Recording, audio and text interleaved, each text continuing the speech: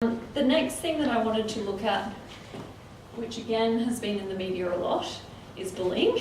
And we did a couple of seminars on this last year, so I won't go into too much detail about it. But I did want to look at, I guess, what some of the hype and hysteria that was around it before it was introduced and what's actually happened since it's come into effect.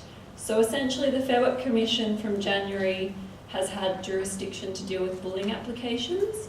So workers can put an application saying that they're being bullied and seek some sort of resolution of that.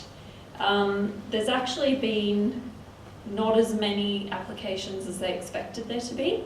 There's been 151 within the period of January to the end of March, whereas a lot of people were expecting a huge rush of all these people coming forward with bullying complaints, etc.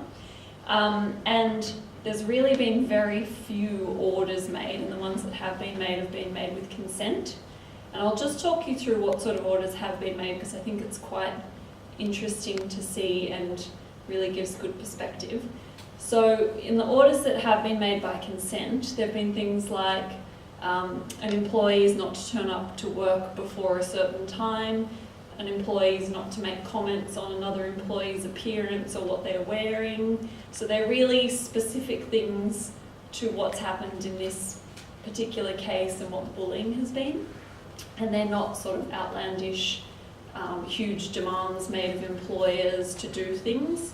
And I think that's really significant for businesses to know that you're not going to be expected to spend a whole lot of money or change a whole lot of things as long as you've got a sensible policy and system in place for dealing with bullying.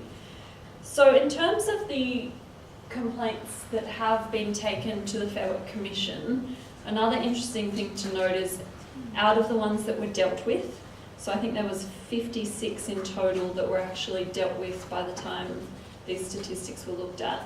Most of them were actually withdrawn. So employees were bringing them and then just discontinuing them. A lot of them were resolved, so there's an initial sort of mediation process that it goes through where the employer and the employee can discuss, what's happening in the workplace. Are there some things we can put in place to help? Or, what does bullying actually mean in this jurisdiction, and have you actually been bullied? And only 14% of the matters went on to be heard. That 14% was really a lot of jurisdictional, technical, legal issues. So there weren't any great decisions about, huge bullying cases of terrible things happening, and the Commission had to intervene because the employer wouldn't agree to put in place a policy or follow their policy that's already in place.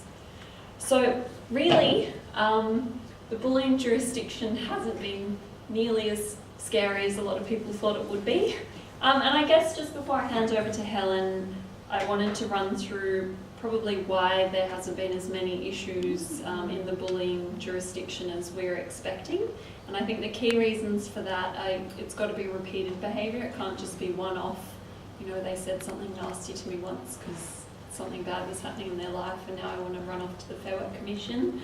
Also, the behaviour needs to continue on or be likely to continue. So if an employer or a manager has already stepped in and investigated it or sat both parties down and had a discussion about what's expected, and it's not likely to continue, then they can't take the matter to the Commission. And finally, probably the huge one, is that employees can't go and get any monetary compensation. That's not what the jurisdiction's about. It's about getting people working together. So initially I think a lot of employees thought that they'd be able to do that, when in fact they still need to be employed and they need to be willing to go back to work and work with these people.